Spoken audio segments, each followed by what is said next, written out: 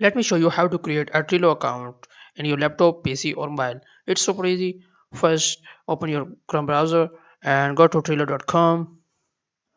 Trello.com. You will see when the website and click the sign up. It's free button. First of all, enter your new email address and click on sign up. Let's verify your email address. Go to your email, Gmail. Open a Gmail app in your laptop. Click on your first option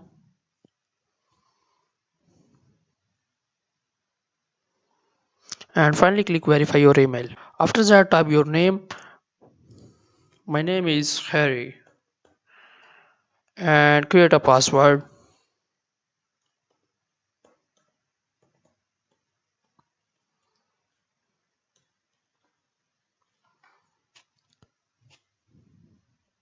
And click continue. Trello account has been created.